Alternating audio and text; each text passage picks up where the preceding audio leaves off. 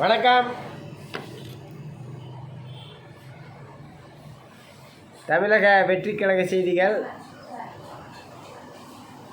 நமது தவிக கட்சியுடன்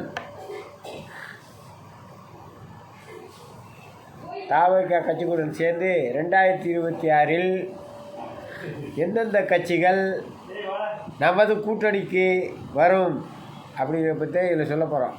இப்போ முதல்ல இருந்து ஒரு கட்சியாக பார்க்குறோம். ஃபஸ்ட்டு திமுக தான் நம்ம பிரதான எதிர்கட்சி. அதாவது கொள்கை ரீதியாக ஒன்றாக இருக்கும், ஆனால் எதிர்கட்சியாக இருக்கும். கொள்கை ரீதியாக ஒன்றாக இருக்கும், கொள்கைகளெல்லாம் அனைத்தும் ஒன்று மாதிரி இருக்கும்.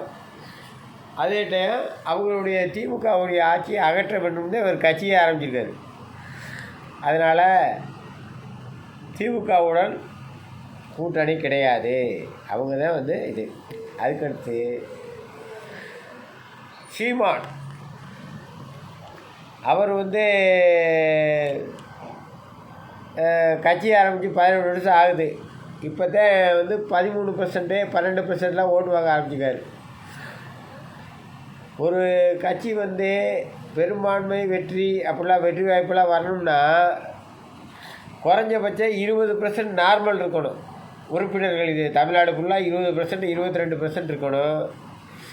அதுக்கப்புறம் மக்கள் ஓட்டு சேர்ந்து 30 38 33 40 நம்ம வின் பண்ண முடியும்.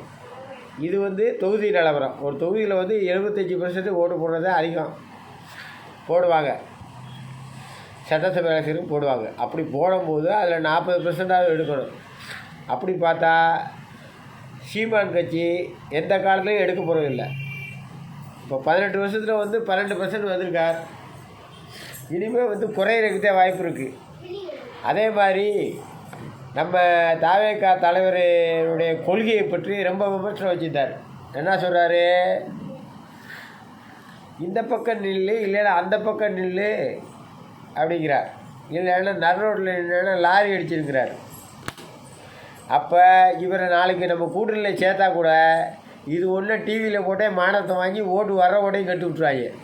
அதனால் சீமான் வேலைக்காக மாட்டார். நாத்தாக்காவை ஓரமாக தள்ளி விட்டுறணும்.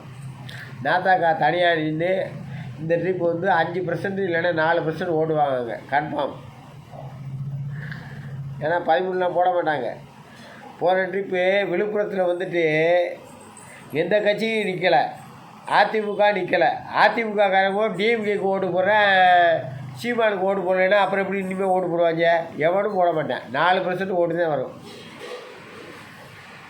அதனால் சீமான் கட்சி இதாகாது. ஆக மொத்தம் திமுக வராது, நம்மளோட சீமான் வரமாட்டாங்க. இந்த 2 கட்சியினுடைய நிலைமை தான். திமுகவை எதிர்த்து தான் நம்ம நிற்கிறோம், அதனால் திமுக இல்லை. அதுக்கு அடுத்தது அதிமுக கட்சியில் கட்சியே 3 பிரிவாக இருக்குது. கட்சிக்குள்ளேயே நிறைய பிரச்சனை 3 பிரிவாக இருக்குது. அப்போ அந்த 3 பிரிவுகளில் எடப்பாடி பழனிசாமி தனியாக இருக்கார். அதே நேரத்தில் நம்ம கட்சி ஆரம்பித்த உடனே திமுகவை எதிர்க்கிறோம் அப்படின்னு சொன்ன உடனே அவர் திமுகவை எதிர்க்கிறோன்னா இப்போ ஆப்போசிட்டில் நம்மளோட சேர்ந்தால் நல்லாங்கிறங்க அவர் அழைப்பு விட்டுட்டார். ஆல்ரெடி நீங்கள் திமுகவை எதிர்க்கிறீங்க, பாஜகவை விமர்சனம் பண்ணிக்க நீங்கள் வாங்க அப்படின்னு கூப்பிட்டார். அதுக்கப்புறம் வரலைன்ன உடனே அவர் பாஜகவில் போய் ஜாயின் ஆகிட்டார். அதனால் இந்த ஊடகத்தில் பேசுவாங்க, திரும்ப பாஜகவும் அதிமுகவும் பிரிஞ்சு திரும்ப இதில் சேர்ந்துலாம் பேசுவாங்க. அதெல்லாம் சும்மா சொல்கிறது. இப்போ ஒரு ஒப்பந்தம் போடுறாங்கன்னா ஒப்பந்தம் பண்ணித்தான் முடிவு பண்ணித்தான் இங்கேருந்து எடப்பாடி பழனிசாமி அங்கே போய் அமித்ஷா பார்த்தார், பேசிட்டாங்க. அவங்க சொன்னவங்க ஒரு சில விதிமுறைகளையும் கேட்டுக்கிட்டாங்க. அதனால் அதிமுகவோட இந்த அதிமுக திமுக நாம் தமிழர் கட்சி இந்த 3 கட்சிகளும் நமது கட்சி கூட்டணி இல்லை என்பதை தெரியப்படுத்தி கொள்கிறேன். அடுத்த வீடியோவில் மீதி அடுத்தது போடுறேன். வணக்கம், நன்றி.